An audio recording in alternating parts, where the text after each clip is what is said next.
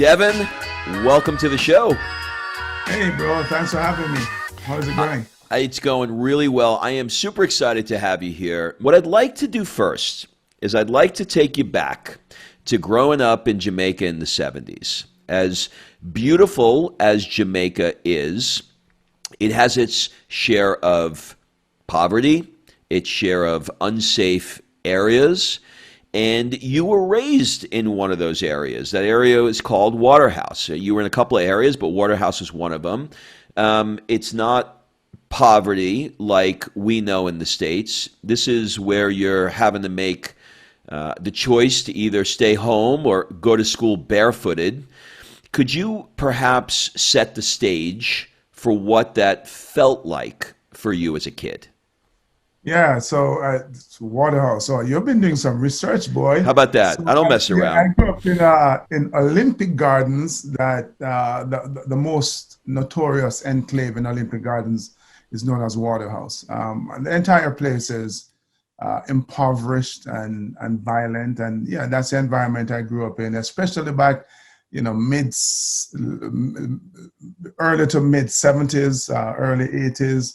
The political violence was on the rise, and yeah, it was jarring to say the least. And you're right. There were times when my shoes just got broken, and but for me it was the choice of staying home was not really a choice because I loved school. I loved learning. Um, I love the gratification of doing well. I love the acknowledgement of doing well in school, but I loved to play. I love to play, and school was the only place I could really play, and that's where I discovered sports. And the thing, it's kind of interesting because as much as I look back now and I realize that all of us were poor, I think there are always levels, right? And I lived even in the poor area of town. I lived in one of the poorest areas of that poor area. And so when I was on a sports field or playing soccer, um, I found a sense of worth, right? And whatever the worth of my pocket was at the time didn't matter. It was what I had in my heart. And so, and what you could bring out onto the field. And so I really gravitated to sports and found a kind of purpose there. All right, we're going to dig into that as well, but I want to talk about grandma first. Your grandma used to tell you stories, right? She had all Yeah. these great stories of soldiers who could do the impossible, and when they did the impossible, they didn't even get hurt. They were magic soldiers, right? And that Superhuman. that story, those stories inspired you to become an officer in the Jamaican Army. What was it about grandma's stories that lit that fire in you? Yeah, you're right. So, as I understand it, I went to live with my grandmother in the country, rural Jamaica, really rural Jamaica, when I was about 7 months old. And by my calculation, I was with her until maybe five. And during those times, there were really happy times. And she told me these stories. And the truth is that I can't really remember the details per se of those stories. I definitely remember her telling me about soldiers and how they could perform these amazing feats and not get hurt. And it just kind of lit up my 5-year-old imagination. Didn't know if I could do it, but I wanted to do it. And that inspired me to want to join the army. But more importantly, though, Rob, is that her stories inspired me to want to do things that everybody else thought was incredibly difficult, if not impossible. And so as I'm growing up in Waterhouse, really at the very bottom of the social ladder and the totem pole, um, this idea of I could become a soldier, but this idea of becoming an army officer, man, was like a light year away. But then, or should I say, but because of the stories that my grandmother told me, um, and it had created this fire in me to want to try to do things that seemed virtually impossible. It just seemed like the natural thing to do the more difficult thing. to try to become an army officer. And it worked out, I would say.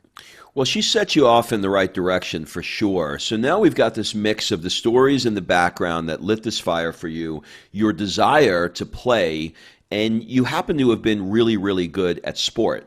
You were a track and field guy. You loved soccer. They called you Pele. I'm old enough to remember watching Pele on TV. And you had dreams of representing Jamaica in the Olympics. And then something really interesting happened one day. It's all these, in life we have these pivotal moments, right? You had this pivotal moment. Can you walk us through the story of the two Americans who were working at the U.S. Embassy and saw something that triggered that triggered what they were confused. They didn't understand what they were watching, and it represented bobsledding for them, but it wasn't bobsledding. But that moment changed the trajectory of your life. Tell me that story. Yeah, it's thank you for asking that. It's kind of an interesting story. So let me start with me first. As I said, I had this dream of competing in the Olympic Games. My challenge is I grew up in Jamaica where everybody sprints fast, except me. I'm a middle distance runner, man, because I want to win something, Rob, and I couldn't win anything short.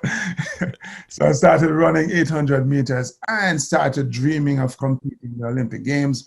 The overarching dream that I have, though, was to become an army officer. So now, if you fast forward, it's 1987.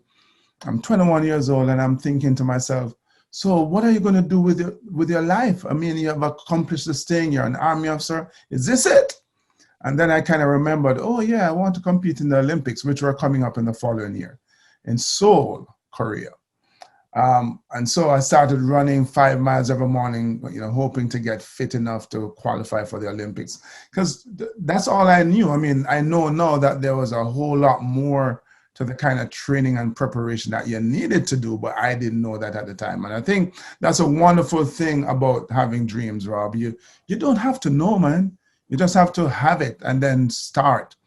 So around about that time, these two Americans, George Fitch and William Maloney, who, as I said, lived in Jamaica, had business and family connections there. George was with the U.S. State Department, I think. And so their stories that they were in a local bar in Kingston, having a drink or two. I don't know if they were smoking as well. I'm not, I'm just wondering. And this is this is Jamaica, so we're not talking about cigarettes at that time. Perhaps not. But perhaps not. Perhaps not. Yeah. And so they saw, if you've seen Cool Runnings, you'll see this cart that Sanka Coffee was racing down this winding mountain road. They saw that, Pushkar Derby, we call it. And it's not something, quite frankly, that's widely done across the island. I've never done it myself. These carts, we use them to transport wares in the marketplace. And every year they'll kind of spruce them up and they'll have this special race, Pushkar Derby. Two crazy guys going down the side of a mountain in a cart, kind of like bobsledding, except for the ice. And then these two American guys, they realize that a big part of a bobsled race is the start. You need sprinters. We have lots of sprinters. So they tried to get the guys on a summer team to do it, and they weren't interested. So they came to the Army looking for athletes. So I'm in the Army. I hear about this bobsled idea, and I'm thinking, man, this has to be the most absurd, ridiculous idea ever conceived by man. And I remember saying to my friends, nobody could ever get me to go on one of those things. So this is where, there's this confluence of circumstances, serendipity. I'm running my 5 miles in the morning. I go run a cross-country race. Not many people in the Army at the time knew I was an athlete. I had broken my ankle when I was doing my officer training in England, so I came back kind of limping. And so I'm not the picture of the fittest guy in the world, right? So I run this cross-country race anyway, and I finished 14th out of 40. And they're like, oh my God, he's fit. So my colonel, kind of on a whim, told me to go to the team trials. And it was really because he had a bunch of enlisted men going to the team trials, and he figured he'd send his young, fit Army officer as well, because there's a philosophy in the Army that says officers must always participate. He wasn't expecting me to make the team. But the minute he told me to go to the team trials, and I knew I was going to the team trials, because it's not like I had a choice, in that moment, I just knew. I didn't know how I was going to do it, but I knew I had to make the team. So here we are. All right, so now here we are. So now this is, I believe, the year 1988. You are preparing for the Winter Olympics in Calgary. But to my knowledge, you have not been outside of Jamaica at that point. Is that right? No, so I first left Jamaica in '85 to go to England, where I did my officer training at the Royal Military Academy, Sandhurst. Okay. That was my first time out of Jamaica. Okay, but that's still not snow. That's still not, Not, Austria, right? no, it's not.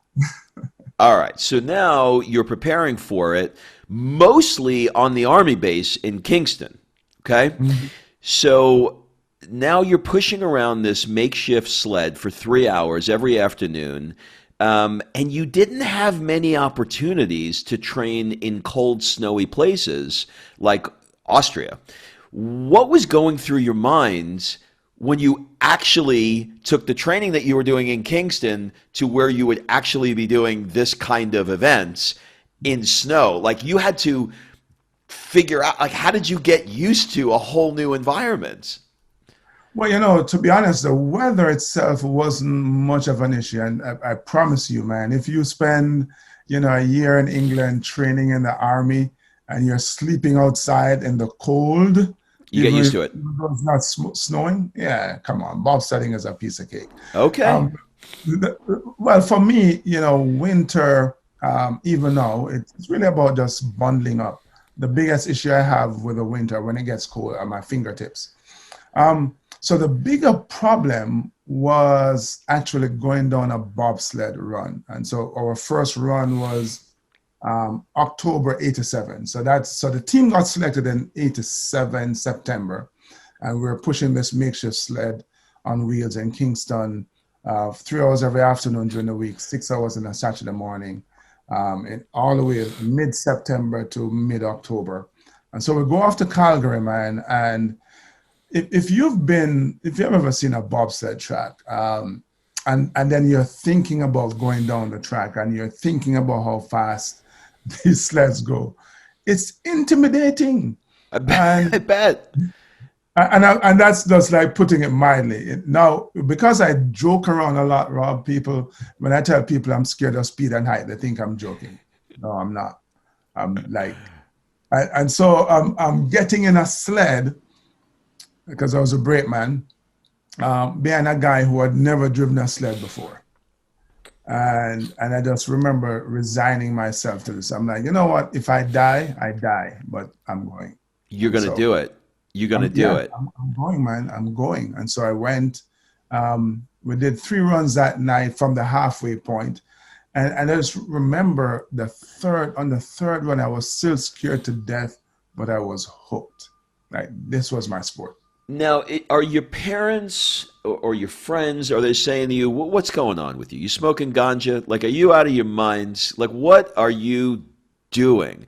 There's Yeah. no cultural support in your immediate surroundings to say, this is the thing you should be doing. In fact, everything in your surroundings is probably pointing to, you should not be doing this. This is crazy. Yes, a good question. So at the time, my circle of friends were really the people in the army. That was my life, right? All the guys I went to high school with, I never see them, because I'm tucked away in the army doing army stuff. And quite frankly, again, we talk about some of the rough neighborhoods in Kingston. The times when I was out on the streets, I was hoping I'd never run into any of my friends, because it would not work out well for them, that kind of thing. So the friends that I was in touch with, I knew I was going to go bobsledding, were all army people, and they had an idea what was going on. My parents at the time lived here in the U.S.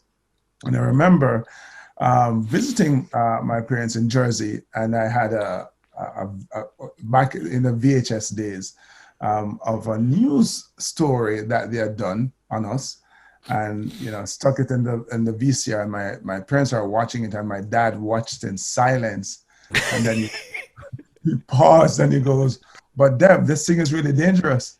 And I go, "Yeah, that's why we wear a helmet, So most people in Jamaica, man, didn't have a clue about what bobsledding is. And I mean, now more people do, but at the time we were just kind of off into the wilderness doing our thing. Well, I will tell you, there's not a person who I have mentioned to in my circle as I was doing research for this interview that doesn't know this story. This is a world famous story. I mean, more people, I knew of it, but I still haven't seen the movie. I'm going to tonight. And we're going to get to talking about that in a moment. But this was a big deal in pop culture at that time.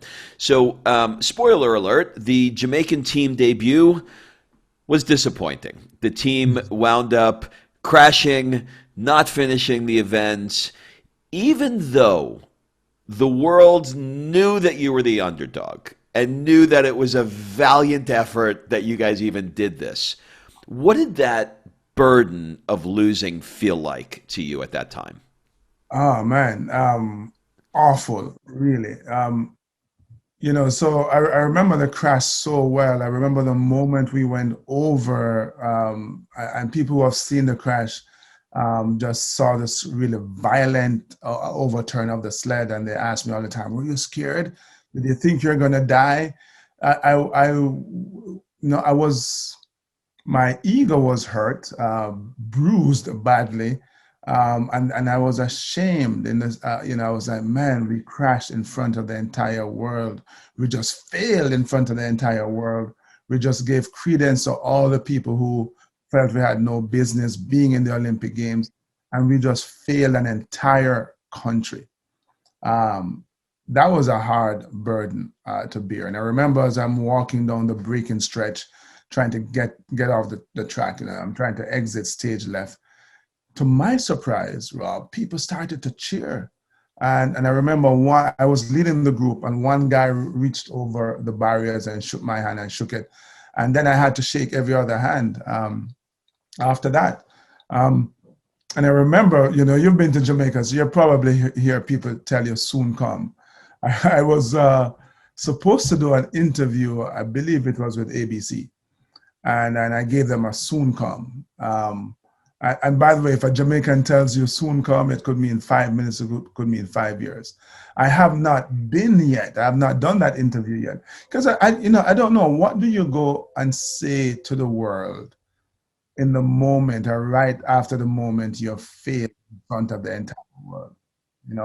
I didn't know what to say, so I never went. But what's so amazing about our story, and you say it's really a pop culture kind of moment and story, is the fact that people are able to relate to us. I mean, do they appreciate the Germans and the Swiss and the Americans and all the other top teams? Absolutely, they do. But here's the thing. What they're seeing us are these four guys who have really no business being in the Winter Olympics, getting there against all odds, dreaming this impossible dream. And I think we remind them of themselves and those quote unquote impossible dreams that they have themselves, that other people may say, it's a waste of time, it's useless, you could never do that. Maybe they themselves are saying it to them. And I think we gave them permission to go off and go pursue those dreams. And so, they're able to relate to us. But what's fascinating to me? What's fascinating to me is that this happens, and in a moment of this happening, that was their reaction. Their reaction was to reach their hand out because there was some part of them that they saw in you? There was like a piece of you. They knew that you were doing the freaking impossible, that you were doing something that was so, you were a fish out of water. You were doing something that is just nuts to do, that it didn't even matter whether or not you won. What mattered that you did it. And that was their initial reaction. It wasn't even like upon cool reflection in a few years, people went, "Oh, that was a great job," and like now that I think about it, that was their reaction. So, okay, so you can't make this up. In 1993, Hollywood comes calling and decides to make a movie called Cool Runnings, loosely based on this story, and I'm sure they took a lot of Hollywood license, as they do. Can you take me back to that moment that you either got the call or you heard or you found out, hey, they're going to make a movie about this? Tell me that story and tell me what was going through your minds. Yeah, so actually, the movie itself took about 5 years to finally get made. George Fitch, one of the American guys who came up with the idea to start the team, I'm not sure how long after the Olympics in Calgary he started shopping the idea around. And then we ended up making several trips to New York, speaking to the writers, and they took copious notes. And I imagined, having seen the movie, that after we left the room, they kind of threw it away and go, give me a notepad, let's write something sensible or entertaining. So every 6 months or so, you'd get a notice. Hey, they're filming. Oh, they're not filming. They're filming. They're not filming. And then my friends would be asking, so when are they filming the movie? I'm like, I don't even know, man. Don't care. Because I honestly got frustrated with it. And then, early 93, January, February, I got a call and they say, hey, they're filming in Calgary. Would you like to go? I'm like, absolutely. So it's really cool. I mean, it's really cool to be on a Hollywood movie set. It's really flattering to be on a movie set, watching them film a movie about an important part of your life. And it's, we just spoke about my beginnings, right? So it's quite a journey, man, from Waterhouse to a Hollywood movie set in Calgary. So how do you explain this in sort of like, I'm not sure really how to ask this question, but from we'll call it, for lack of a better word, from a spiritual perspective, it's like you didn't have a plan. You didn't say, hey, I'm going to be on the Jamaican bobsled team and they're going to make a movie. Like, this was you in a raft floating down a river, and it just sort of took you. How do you reconcile that in your mind? How do you account for that? And maybe what did it teach you that you have 5 children now? Like, what are you teaching them through this lesson? It's you drew a really interesting analogy there, the raft going down the river. Because in my book, Keep On Pushing: Hot Lessons from Cool Runnings, I actually use that analogy about going after your goals and learning how to go with the flow, right? Because as you're heading down a river, we think about an actual river, there are all these rocks and outcroppings, and if you kind of allow yourself to go with the flow, knowing that you want to head downstream, you will somehow, for want of a better term, magically navigate around those obstacles. And I think, but there's some effort that it has to be made. Like, you have to choose to go into the river, first of all. So I would see, I'd equate that to me choosing to go pursue goals, right? It's me choosing to stay in school and make sure that I got my education so that I could go pursue this goal of becoming an army officer. It's me choosing, rather than to go party or whatnot, running and honing and developing my athletic skills. It's me doing this self-evaluation at 21, going, dude, what are you going to do with your life, man? Come on. And then, oh yeah, the Olympics. And then going out there and doing some work so that, all of this other stuff is happening off, kind of off to the side. Somebody coming up with the idea to start a bobsled team. And then me going to the team trials. Because look, the colonel told me to go to the team trials. I could have gone and just gone through the motions. But I decided that I wanted to go. I was going to go, and I was going to do everything in my power to make the team. So all of us, have a role to play in the serendipity that takes place in our lives. There are some things that you have no control over, but the pieces that you have control over, you have to do it because it, invariably leads to something so much better than you could have dreamt of. And I got it. I got it. So even though you did not know how this was going to unfold, what you did know was the pieces that you did know.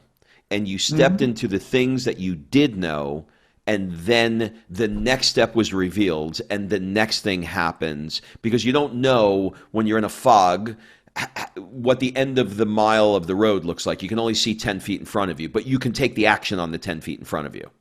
Yeah, and if you go, my God, it's too foggy, I'm not going to move, I'm going to stand here until the fog clears, who knows what opportunities you missed up ahead just because they didn't have the faith and the courage to take, action on that first 10 feet that you can see.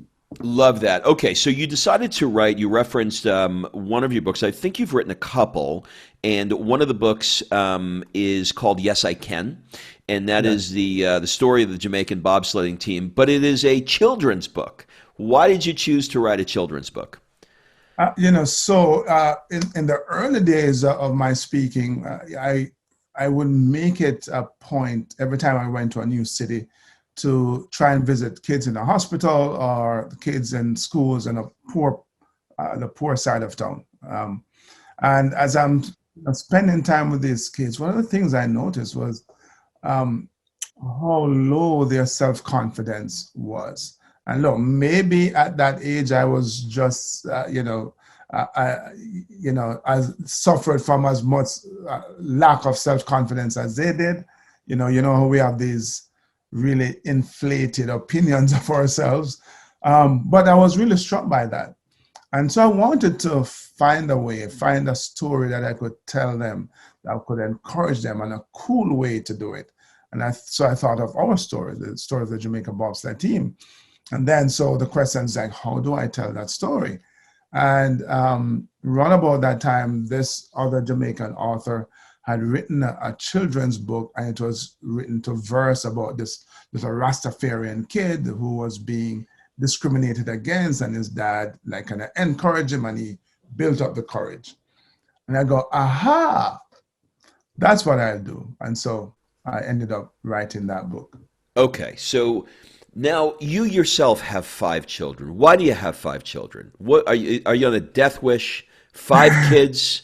Are you crazy? I have 2. I'm like, I can't. I don't know if I'm coming or going. How do you do it with 5? Good. They say make hay while the sun's shining. For sun.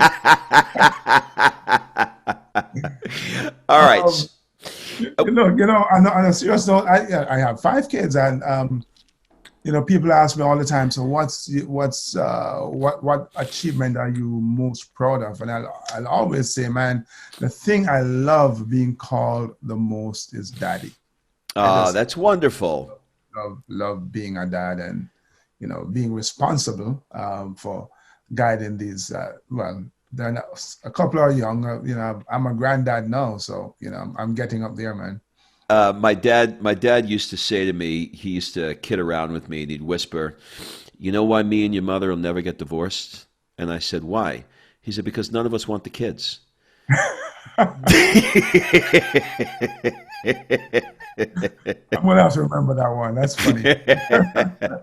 All right, I want to talk a little bit about fulfillment. The show is called Work Hard, Play Hard. We talked a lot about work, and I want to talk a little bit about the other side of it, which is maybe some things that you do at this stage of your life and with your experience to sort of step into the world of fulfillment. So for you right now at this stage of your life, you just mentioned it, you're a granddad now. What does fulfillment look like for you now? What does fulfillment feels like for me now? Is perhaps a more accurate question, and it's about Having a sense of peace, knowing that, you know what, man, well, the journey is not done for me. Quite frankly, I don't even know what retirement looks like, but it's about enjoying, really enjoying what it is that you do. I all the time say I don't work. Um, it doesn't mean that I don't make a lot of effort, but it doesn't feel like work. And I enjoy the effort. I enjoy the things that I do. I enjoy the idea that I can, outside of just trying to uh, pursue my vocation, I can spend time giving back, right? So I have my foundation, in most of the work is done in Jamaica now, the Keep On Pushing Foundation. We're doing work at my old elementary school. So it's about finding a way to play a role in the world that's outside of myself, so giving back in a specific way to a charity or a foundation that I've created, but also just giving back to others, whether it's when I'm on stage, encouraging and challenging people. I feel like I'm on purpose. That to me is fulfillment. I love that. What do people often get wrong about you and or your work? Because you have a story that is inextricably tied to you. So when they think of you, there's a story there. But I would assume that people get a component of you wrong because they tie you probably exclusively to that story. Maybe speak to that a little bit. Yeah, it's a really good question. I don't think I've ever been asked that before, but it would be the idea, and maybe, well, a couple of things. One, I'm Jamaican, right? And we're easygoing and cool, or we come off that way as easygoing and laid back is perhaps a more accurate word. And then they see Cool Runnings, that's a comedy, right? And it just kind of fits into this stereotypical view of Jamaicans. And so, when they see me, when they hear of me, when they want me to come speak to their group, yes, of course, I'm easygoing and I pretend that I'm funny. But so they sometimes don't take the business side of this thing seriously, right? Hey, this is a Yeah. business, girl, or dude, and yeah, I am happy to come and speak, and I'm happy to even come and in some instances, I'm always willing to give, but don't mistake that this is a business as well. And in the same way you'd pay a speaker with a similar experience or another speaker this fee, don't take the fact that I'm Jamaican and they made a movie, Cool Runnings, about me as I'm a joker, because That's interesting. So they're perhaps putting you into the box of entertainer and not into the box of a business speaker. That's interesting. I could see how that yeah. happens, and I could see how that could be frustrating Yeah, for sure. absolutely. It's like, it takes work to come Yeah. and do what I do. And I don't just, because I really actually, on a serious note, put so much effort into preparing. And I don't just get on stage and deliver a kind of speech. I want to know about the group. I want to know about the challenges that they're facing. I want to understand the theme and the purpose of the meeting, and then figure out which story, how do I draw the analogies between my experiences and the challenges that they're feeling or experiencing, right? That's worth something. I love that. Another weird question. What is an unusual or absurd thing that you love? I've never been asked that before. What is an unusual, absurd thing? It has nothing to do with food. I'm not adventurous when it comes on to food. So it would have to be, like I say all the time, I'd rather jump off a building than eat something that I've never eaten before. So it probably would be risk. Is that absurd? Interesting. That's absurd. Yeah, nobody likes risk. Nobody wants to do that. That's an interesting It is answer. yeah, look, it's ridiculous. I mean, if you go, hey, here's a snail, here's a worm, here's a piece of a snake, eat this or jump off this building. I'm like, all right, where's the stairs? That's awesome. Cool. Devon, Yeah, thank you man. so much. Thank you. Thanks for having me on.